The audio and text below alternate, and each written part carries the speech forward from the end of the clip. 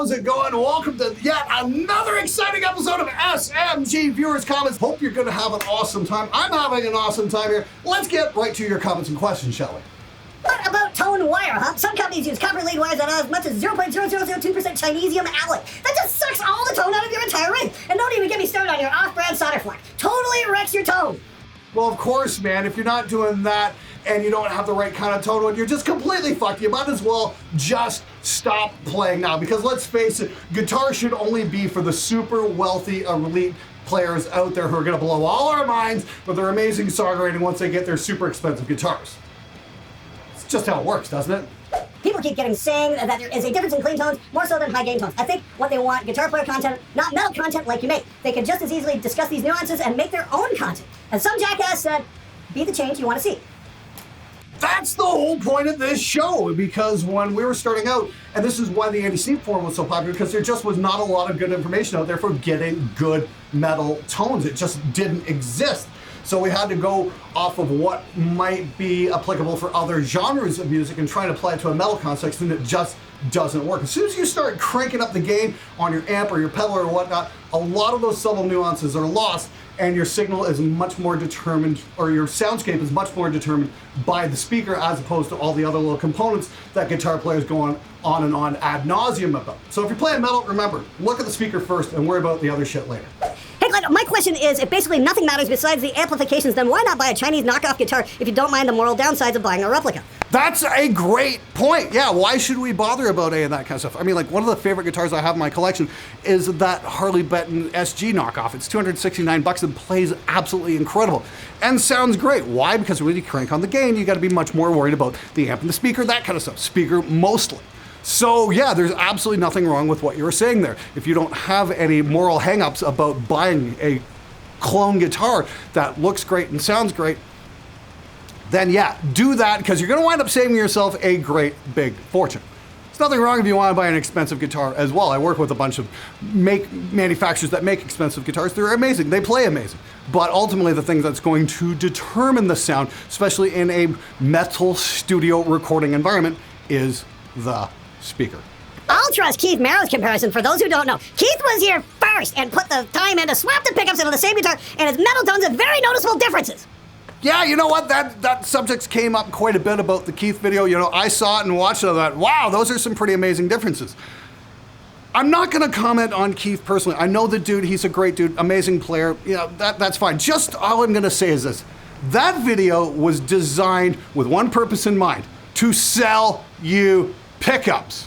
I believe that video came out on the Seymour Duncan channel and not Keith's channel. I could be wrong there. I don't have the reference in front of me, but I'm pretty sure that was actually done specifically for Seymour Duncan. And what are they trying to do? Yes, sell you pickups. I will tell you this though.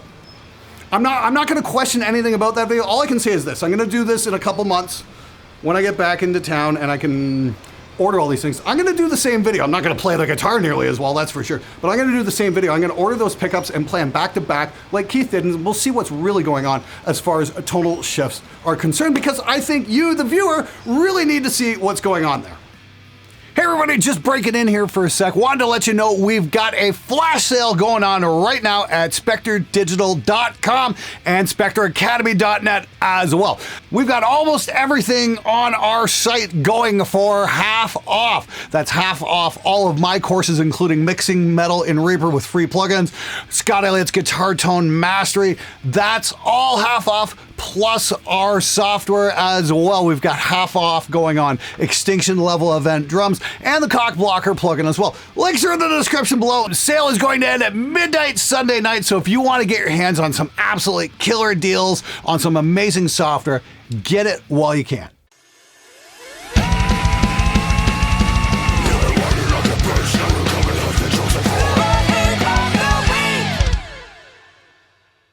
You don't need a guitar at all, just speakers and a computer. Why waste your time with pieces of wood and strings and pickups? There makes no difference to the sound anyway, according to Glenn's scientific experiments. Well, Tony V, I'm sorry I shit in your cornflakes. Obviously, you've probably got some money wrapped up in your pickups and your guitars and what. Dude, all I can do is do the tests, okay? And report back to you what I find. Now, if you've seen somebody who's done a better test, by all means, go watch that and pay attention to that. Okay, I can only report what I've done. By the way, I like your screen icon. Very cool album, one of my favorite records. So at least we've got that in common. All I'm trying to do, the ultimate goal here is to save you money. So don't shoot the messenger. Maybe listen to the message. And don't be a sucker for clever marketing. I was at dinner with my wife and 2 close friends, all music lovers, going to be 30-plus concert plus events. Me being the only musician, I asked if they all really knew an album and if they really liked the guitar sound. They had 0 suggestions. None. I mean, they know the difference between Led Zeppelin and Meshuggah when it comes to guitar tone, but other than that, they just want a mix where everything is discernible. That's absolutely valid. You know what? When I was younger and going to bars with people and whatnot, I think some of the girls we used to hang out, they only made a comment on the guitar sound once, and that was Thin Lizzy's Jailbreak. Because that had that really kind of fried guitar thing going on. They're like, oh, those guitars sound cool. But that was as far as it went. Guitar players will tend to obsess over guitar tones. And I think, I'm going to paraphrase Douglas Adams here. It's like if guitar players ever stopped talking about guitar sound, their brains would start working. When you play fast tech metal, having good pickups is a must. Not just for jamming, but for recording. Take a pair of Fishmans ceramic humbuckers over most pickups out there any day. Well, there's certainly nothing wrong with Fishmans, that's for sure. I've got them in my guitars. I love them. They sound fantastic. But then again, so do EMGs and Seymour Duncans and even the cheap ones that ship with the Harley Bentons, like the Teslas. Those sound great too. You know why? Because it's just wires around magnets. That's it. If you want clarity in your playing, then play cleaner. It's not your pickups, it's the fingers. And I even said that in one of the earliest videos I ever did was, is the sound in the hands? And we found out that no, the tone isn't in the hands, but the clarity is. So work on your technique and stop worrying about your pickups. I don't know if you're aware if it in the US or Canada, but recently Fender got fined hugely over here in the UK for price fixing. In other words, overpricing their guitars. Okay, I actually looked this story up. It looks like that happened a couple of years ago. I'm not sure what the details are. Maybe one of the viewers can fill me in on that, what was going on there. I'm really curious about how much they were setting the prices for. Oh, hey, doggy. How's it going? Okay. It was Fender and Yamaha. Oh, it was Fender and Yamaha. Oh, we got Henning here, by the way. And the raided Thomann's offices took all the computers. Oh, I remember when that happened, yeah. And also some other stores, I think music store, whatever, some stores in the UK. Mm-hmm. This is Oreo, by the way. Yep. Hi, Oreo. I think it was Fender and Yamaha who were kind of cahooting with those stores, and everyone got fined. Good. How much? Do you know? No idea. Okay. Well, shame on you, Fender and Yamaha. Next time. And the stores. And the stores. Don't be dicks. Large corporations fucking people over for excessive profit? No, that never happens. You're just anti-capitalism, Glenn. Amp on the cab is different than isolated from the cab. Nothing's extreme to notice. Hell, I don't need scientific proof when it's nothing more than vibrations to prove you wrong and there's no way around it to whine about. I don't need scientific proof to prove you wrong. Dude, if you considered running for political office in the United States, you'd be great at it. I remember an interview with Alex Lifeson years ago. We talked about being in the room with the amp as opposed to remote. He said there's no replacing it, and the air hitting the guitar and bringing on extra harmonics due to the edge of feedback must have a lot to do with it. I had a small 8-inch speaker to the output on my interface, and I'd route that out to tracking a guitar to get feedback at non-ear bleed levels. I think that's a fantastic idea. I think that's something I want to play around with. I mean, my buddy Steve is always trying to throw these little cabinets at me. Maybe I could have one in the control room when I'm tracking. But again, this is the video I'm going to do. It's like, what's the big difference there?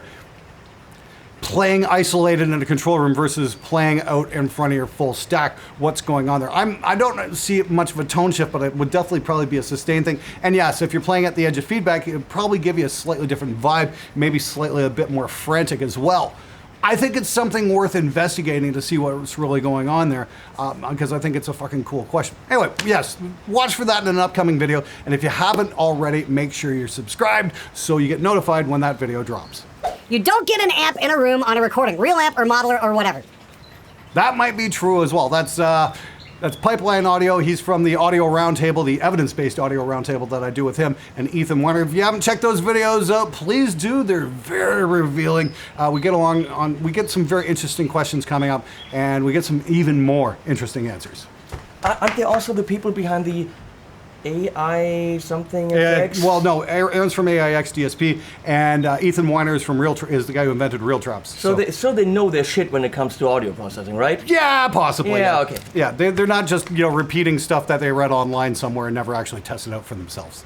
When I got my Explorer and it had a burst spark or two in the bridge, it sounded muddy to me, so I tried adjusting the height and I couldn't dial it out even with a parametric EQ. Then I put in an SD Black Winner and that was it, problem solved. I don't even touch the parametric EQ anymore. Actually, dude, I find that really interesting because a parametric EQ is going to do exactly the same thing a pickup swap will do, and that will emphasize a very narrow band at about 2 to 3 decibels, just up and down the frequency spectrum, depending on what pickup you use. As we showed in the Great Big Pickup Swap video we did a few weeks ago. It did make a little bit of difference, but it didn't make a lot of difference. I'm gonna take a wild guess here, is that what happened here is when you changed your pickups out, you probably put brand new strings on, and that probably had a far more profound impact than changing your pickup out did. Just a thought anyway. It's amazing how many guitar players swap pickups out and have these amazing tone swaps, and then you realize, no, they just changed the strings at the same time, and that's where the big difference was. There's also the phenomenon of I spent money, therefore I'm hearing the difference, because that never happens. Not once. Nobody's ever admitted to that on the internet, that's for sure. Hey Glenn, I sometimes hear people talking about clarity of pickups on high gain, like how you hear the strings on a full card, etc. playing on high gain. Did you notice a clear difference on your test, or is it just another myth? Cheers from Brazil, mate. I just actually did a video with Colin Scott where we talked about pickup heights, and I did hear a difference, but I haven't played it back, the A-B versions back and forth, so I perceived there was a difference. Whether or not there actually was a difference, I've got to verify, but that's a video that's going to be coming out very soon. What do you want, It would bald also man? imply that you have the ability to play fucking full chords, okay? Okay? You don't know anything about the, on the top 3 strings. I know where D is. Well, yeah, but I mean, how would this guy know? Go away. Move one finger around. There he goes off to write that big hit. Oh wait, that's never happened. Hey Glenn, I think I'm not the only one who's constantly told to install this high mass bridge on your bass hardtail guitar, that high mass block on your Floyd Rose trim. Suppose it'd be great to compare bassist guitars with the so cool OMG high mass harder against that shitty low mass one. Thank you for all your attention, and fuck you, Glenn. Yep, sounds like bullshit to me. I was about 16 telling my uncle the phaser I wanted how was better than the phaser I had. He was a professional jazz musician who said to me, no one in the audience can hear that stuff. Most won't even notice that you've got a phaser turned on. I was thankfully smart enough to know he had real experience, and I didn't, and that really helped me see through the fog of mythical tone secrets and such. Just because I care that I can hear a difference doesn't mean anyone ever else will. That is very true. I actually covered that in the full video, 5-6 years ago when I was first starting the channel out, and it was called the truth about expensive gear for local bands, where I'd gone to a show and I noticed the opening band went up with a couple of Line 6 Spiders, and then the quote-unquote headlining band went up with a pair of 5150s and Marshall cabs and whatnot, and the only person in the audience who actually noticed that difference was me. Nobody else was making any comments about it. Oh wow, those guitars sound so much better. It's all bullshit. It really is. Make the music you can with whatever you have on hand. And if you're worried about tone, hire an engineer who can get you the sounds you want. That's basically all there is to it. Anyway, thanks so much for watching. That's it from Floral Island Resort here, somewhere in the middle of the Philippines. We're south of Palawan, or to the west or east. Where are we? Palawan. Palawan. Palawan. Whatever. West. So, okay, we're southwest from a big fucking island anyway, and we're having a blast here. We're taking off in a couple of days. But anyway, I'll see you guys next weekend. Take it easy.